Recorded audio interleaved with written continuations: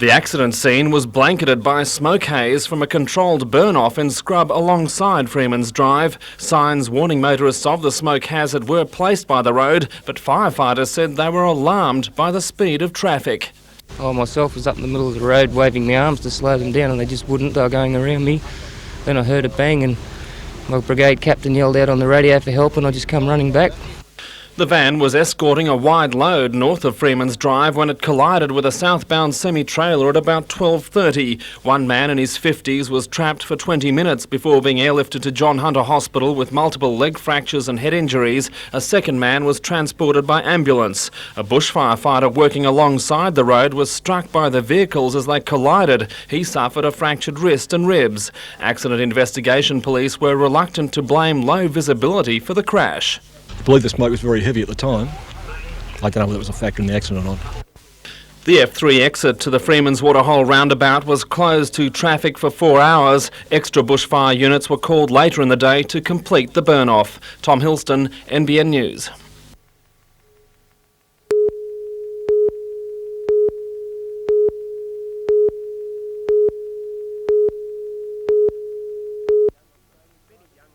Many young Australian drivers are denied the sort of training available to their contemporaries in countries such as Austria, where training ranges have been established. Complacency about road safety comes to a screeching halt when the statistics sink in. 17 to 25-year-olds account for close to a third of the road deaths in this state. 183 young lives were lost last year. A further 8,500 were injured. How can we stop this tragic waste? The NRMA is going part of the way. President Don Mackay today announced an $80,000 pilot road safety program to be trialled on Hunter School students. Known as Tomorrow's Drivers and developed by the National Science and Technology Centre, it will be set up at the Hunter Regional Museum from next month. It gives young people an idea of what to look out for on the roads and, among other things, tests eye, hearing and coordination responses.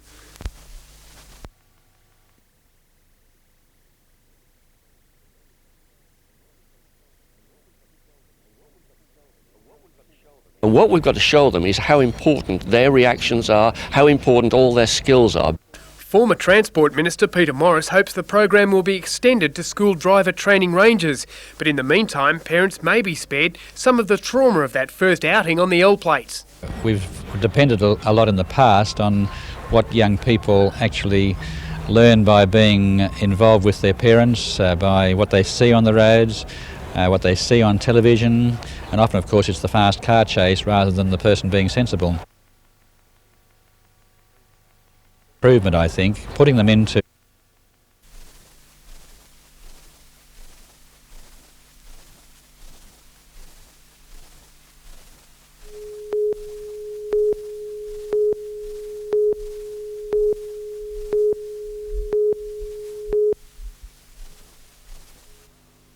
The row centres on a proposal to have the new Equal Opportunity Officer report to the Director of Personnel Services. Administration says this will streamline procedures and make the officer more accessible. But the unions say it's a downgrading and threatens the integrity and independence of the position. It is a position that should have complete independence to be able to fight EEO issues on this campus. It should have complete integrity and the staff should have confidence in that position and in its integrity and its independence. The staff claim the principal is taking a hard line on the issue and resolved today to match that, unanimously passing a resolution.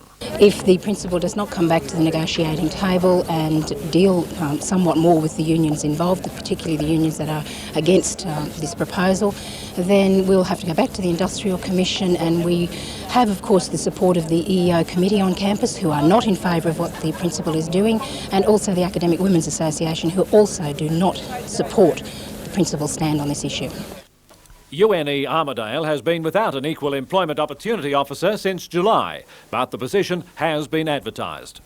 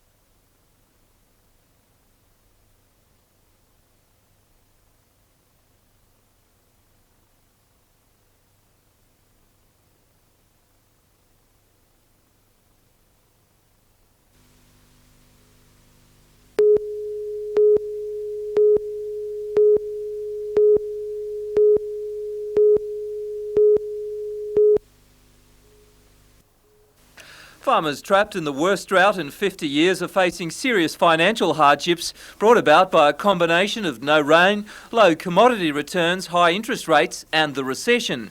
But according to George Souris, a solution might be in sight.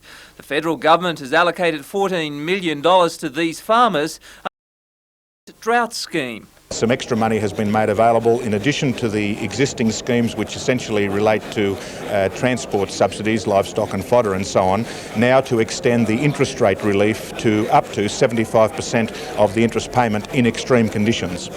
The money will be shared between New South Wales and Queensland because both states have large areas covered by drought. Farmers who may be eligible for such assistance can obtain Rural Assistance Authority application forms from any trading bank.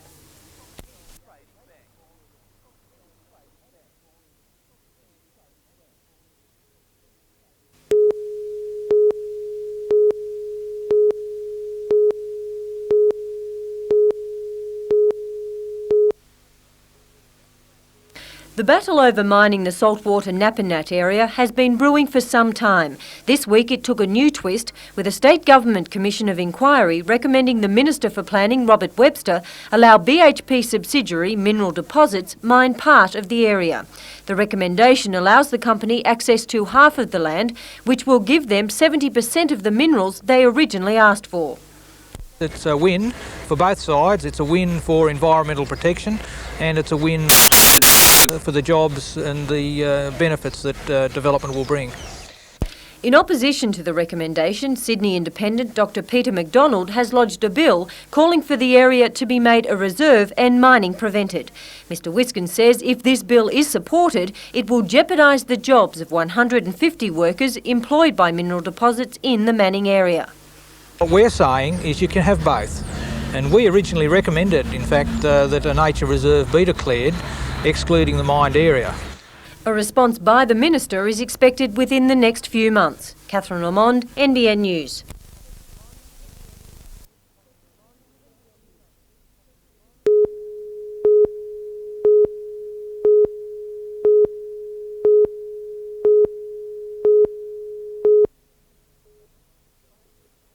The centres are funded by the state government and provide support and advice for both new and existing businesses to help create local jobs. The Manning Gloucester Enterprise Centre has been operating in Taree since August last year and has received more than $250,000 from the government so far on the basis of a 70-30 deal.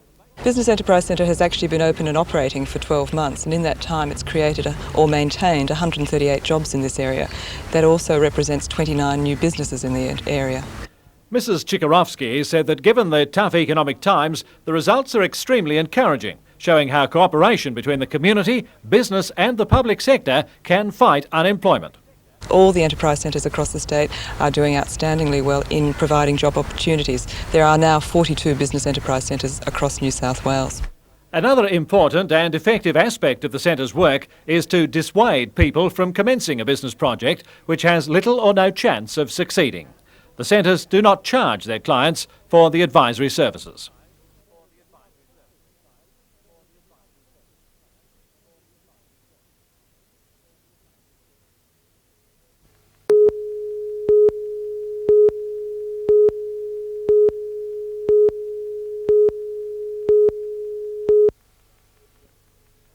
The ambulance rescue squad was called to Susan Gilmore Beach in Newcastle late this afternoon. 18-year-old Daniel Morris from Dudley had become stuck halfway up the cliff.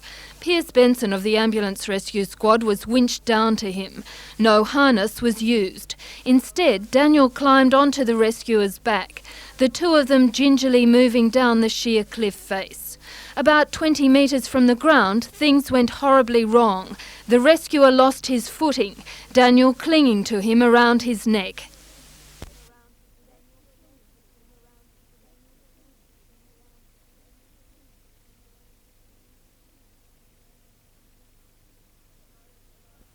People below had climbed up the cliff, hoping to avert a disaster. Daniel was then helped down to solid ground. Where I was up there, I didn't want to go any further. I was scared to come down, I thought I'd fall. Scared to go, I thought I'd fall. Why didn't you put a harness around him? Oh, here we go. There's 1,600 questions on this.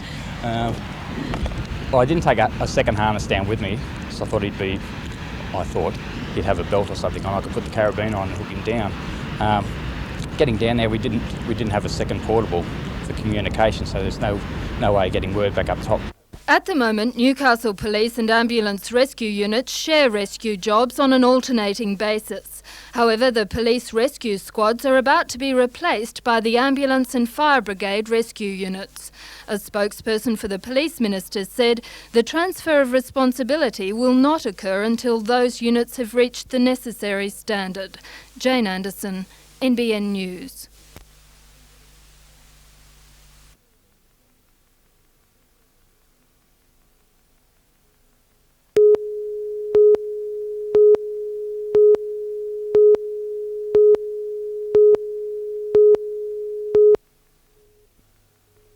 For most of the match, nothing in it, with Lagutsa in the maroon and gold holding a slender advantage over Dalton, and at the 18th end, only a shot separated the two national representatives.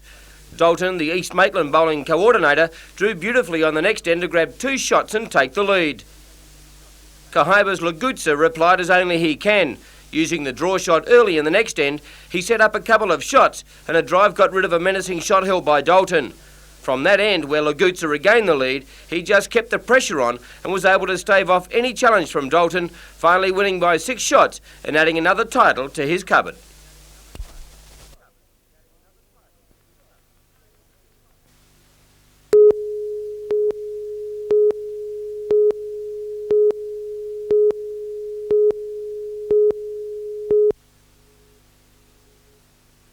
Brooks received a warm reception from the 3,000-strong crowd, once more stepping out in the black and gold. A few surprises in the Balmain side, not least of which the reappearance of Wayne Junior Pearce. The invitation side took it up to Balmain. The star of the show got no beg pardons from his hometown team. But Brooks wasn't the only one on the receiving end of some defensive muscle. The locals scored first, but the Tigers' reply was swift.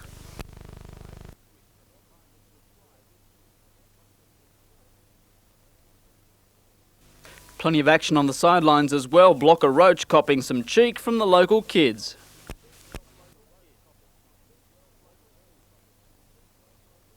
The invitation side led 16-14 with 4 minutes left.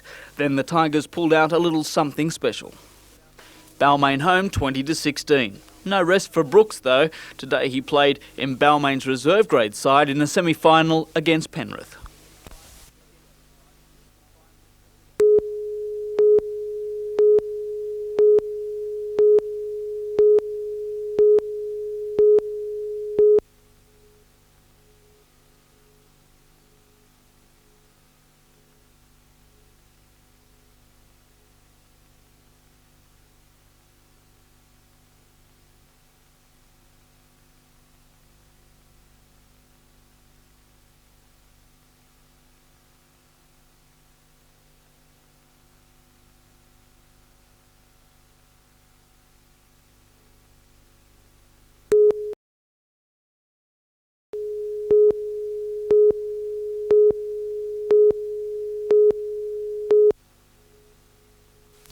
Former students have travelled from around Australia for the annual event. It was kicked off last night with an art exhibition featuring the works of artist-in-residence Max Lovell and local artist James White.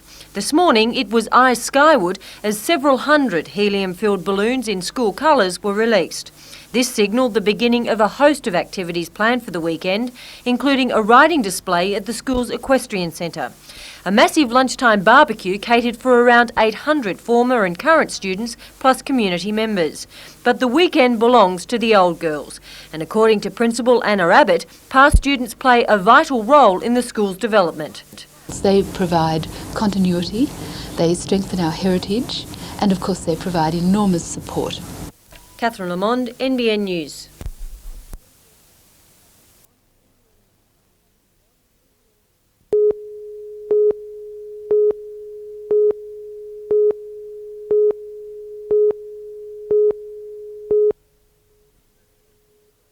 In perfect conditions on one of the best tracks in the country, records tumbled freely. 15 classes were contested and no fewer than 14 divisional records were smashed, with a 15th broken in practice. With that in mind and the tremendous facilities on hand, an anniversary meeting is not out of the question. The round of the Australian Hill Climb Championships, the 46th round, and quite frankly, from what I've seen, I think you should apply right now for the 50th. It's a wonderful track. The times yesterday and the driving were magnificent. Each driver was eligible for 6 runs over the 2 days, and the intense competition took its toll on man and machines, one VW not handling the pressure. It was left to John Davies in a DBF Formula Libra, contesting the 750 to 1300cc division, to set the weekend's fastest time and take the Australian Championship. Davies' time was 46.39, just ahead of Queenslander and defending champion Ivan Tighe. Tighe pushed his Formula Libra as hard as he could, but could only manage 46.56 to take second spot.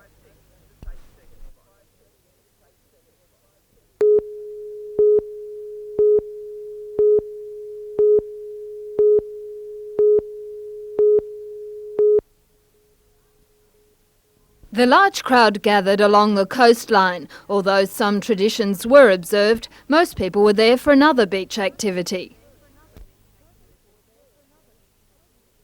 They were competing in the local picnic races. The main event, the Tui's Woolgoolga Cup, was won by Picnic Boy, ridden by Adrian McGregor and owned by Ventry Wall. The competition shifted to the water. The Advocate Jet Ski Classic took the form of a challenging slalom course. Teams from the North Coast and as far south as Nara took part in the event. Money raised goes to local charities.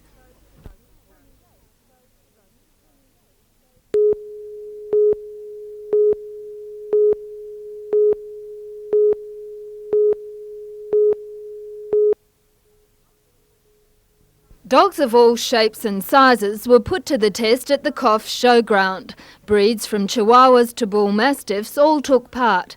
They competed in 3 events which judged breeding, obedience and how the dog handled an obstacle course. The agility test required dogs to obey instructions, jumping, running and standing still on command. More than 600 entries were received from Queensland and across New South Wales. The Coffs Kennel and Training Club organised the event, which was held over 2 days. Jane Anderson, NBN News.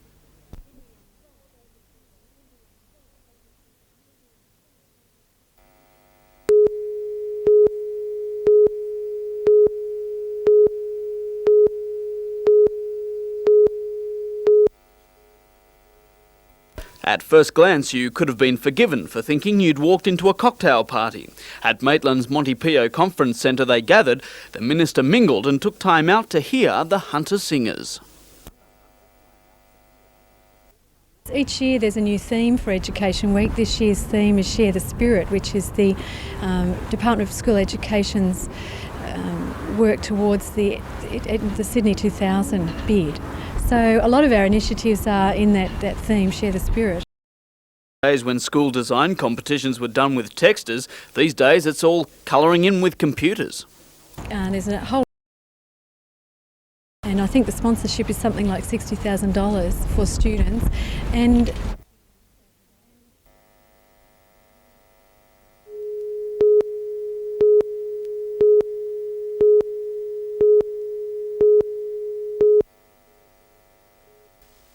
they call it the Tri-Service Parade. Army cadets, Navy cadets and Air Force cadets marching together.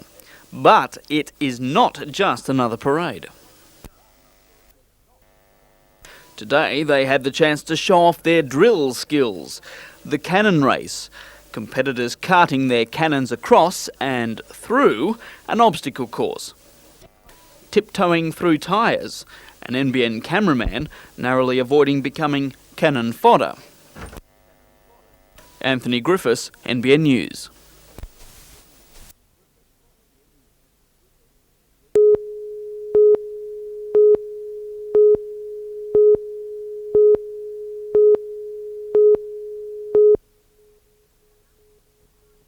Council will decide tonight whether to spend the $2.5 million on 14 nominated projects. The largest is a new community hall for Salamander. The $750,000 facility 2 auditoriums, childcare facilities and activity rooms. Also on the list of projects, the upgrading of Magna Street, Nelson Bay and Raymond Terrace commercial area, sporting amenities for Raymond Terrace and Medowie, a nursery and disabled workshop for Tomaree, footpath paving, drainage works for Boat Harbour and the building of cycleways. According to Shire President Bob Horn, they're all priority works. They're projects that Council has had on a high priority list for a time, but we haven't had the funds to complete them. $1.2 million is from the federal government. The rest is from council funds. The money will be spent during the next 12 months and, in line with government policy, will generate employment. Some of the projects are designed that the employment will be ongoing, because such as the community centre again will need staff, will need cleaning, and that in itself provides jobs. Lake Macquarie City Council has also worked out a list of projects under the Community at Work program. With $5.8 million allocated, the council has devised capital works programs for both sides of the lake. Tourist facilities by the lake, road improvements and upgrading in commercial areas are among the proposals. But one omission is a cycleway between Redhead and Adamstown. Deputy Mayor John Jenkins says the proposed cycle track had to be dropped from the submission because it didn't fit the Community at Work criteria, but the council is looking at other funding alternatives.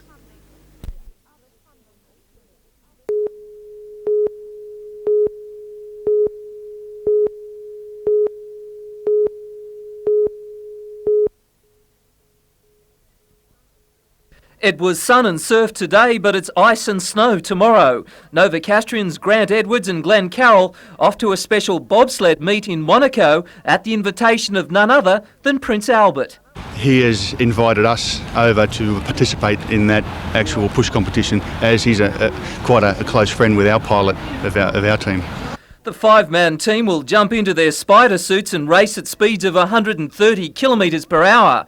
The plan is to move on to the world circuit, make the top 15 and qualify for the next Winter Olympics in Norway. It's all downhill from here. Peter Ryan, NBN News.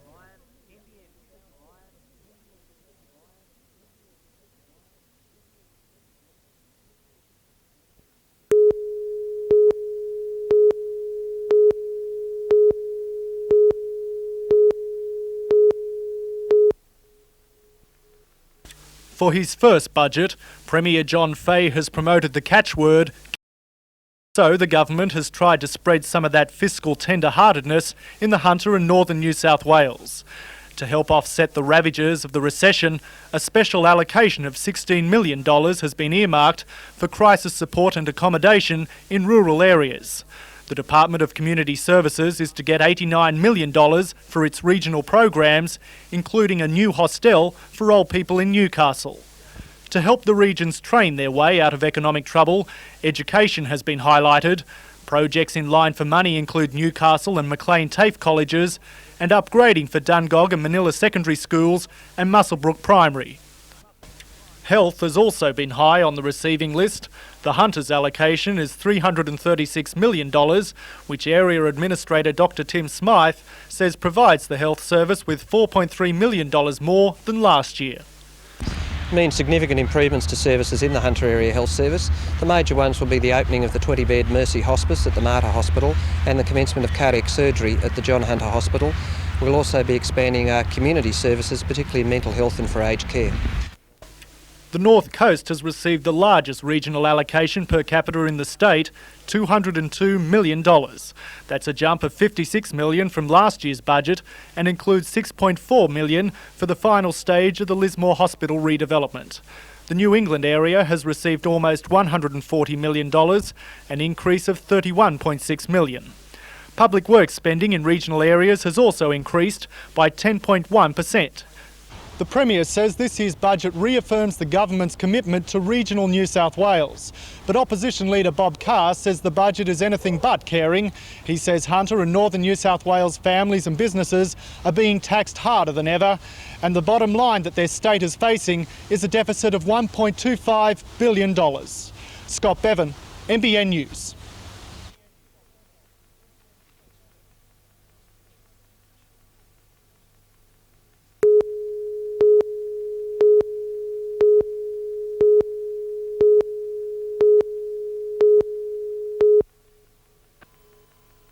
Organisers of Environment Week say the motor car is one of the major environmental issues at the uni. Not just the pollution aspect, but the fact that too many cars are clogging up the campus. So tomorrow, students and staff have been asked to take public transport. The entire week has a green theme, with special displays, seminars and speeches. Yeah, people are concerned, and I think people realise that with the power that we have over the environment comes responsibility, and that's a really important message. John Dengate of Burke's Backyard fame joined the push, saying everyone has a moral obligation to care for the environment. The 130-hectare university campus is one of the few bushland areas in the city. It's hoped with awareness campaigns like this, it can be kept in its natural glory.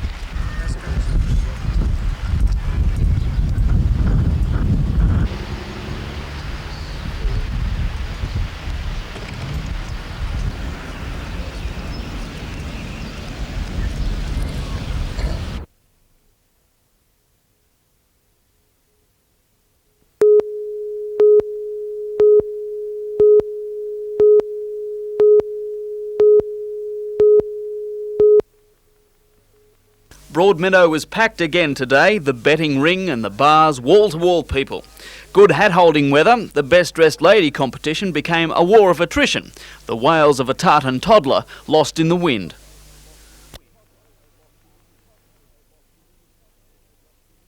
There was music in the marquee and a ring-in the enclosure. The field paraded before the crowd, arrogant, flighty champions champing at the bit. Donegal Mist was the favourite in one of the most open cup fields ever, but beachside with Cooksley on board, we picked them up at the turn.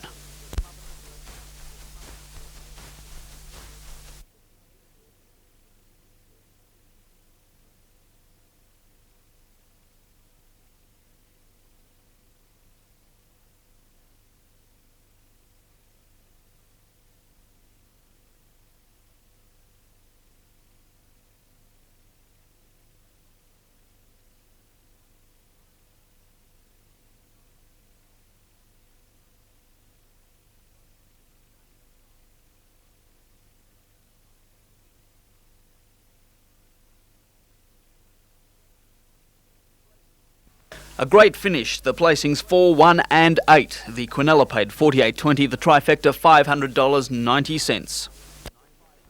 Gay Waterhouse led beachside back. Immediately she was surrounded by a gaggle of journalists.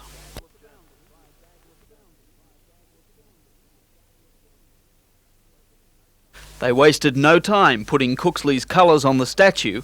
The blue and pink applied, even as part owner Jack Ingham accepted the cup.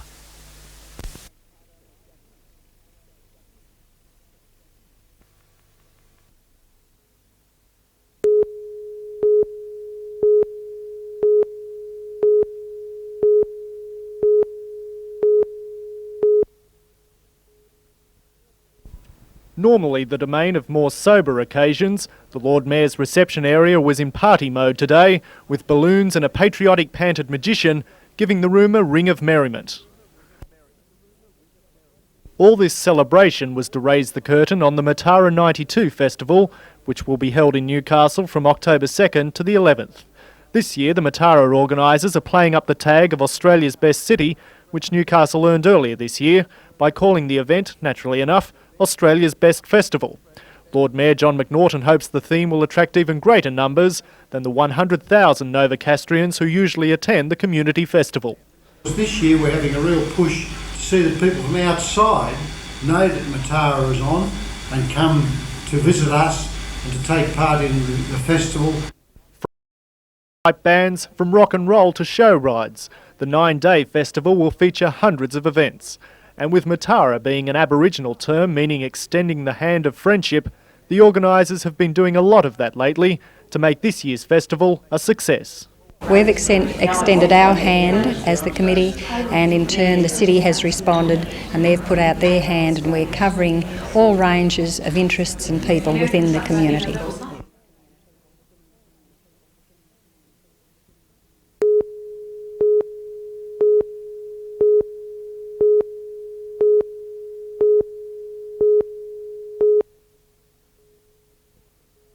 More than 50 people from the Department of Agriculture, CSIRO and various universities from New South Wales, Queensland and Victoria are in Narrabri this week for a number of workshops on the breeding of soybeans.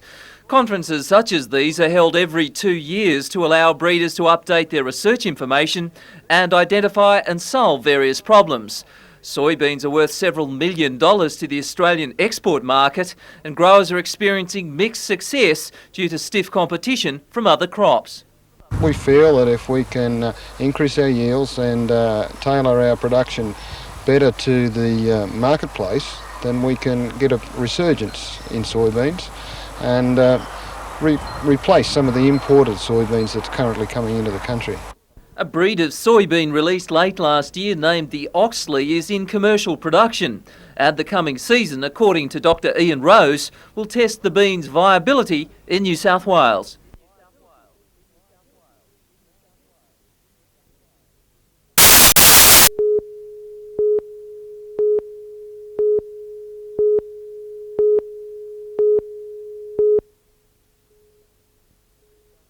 Released only a week ago, the Ombudsman's report has caused a stir in Narrabri.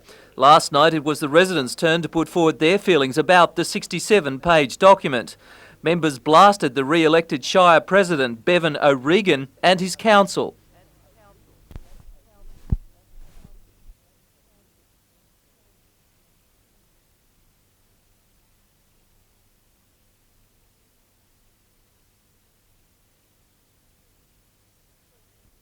President of the Concerned Citizens Group, Harry Illingworth, says Councillor O'Regan's appointment was predictable and said it wouldn't have been fair to bring a new president in to sort out the council's affairs. I think, why should some new president inherit problems and try and answer for them when he doesn't even know why the decisions were made? Because we each make our own decision. I think that the president should live with the decisions made over the last 12 months, and he should be there to answer to them, or for them, whichever the case might be. Residents are calling for the reinstatement of the 3 suspended council employees and are awaiting the Department of Local Government's report on the controversy. I would like to see the council as whole dismissed and the public asked to elect a new council. And if they can't do the job a second time right, well, Narrabri can suffer as far as I'm concerned.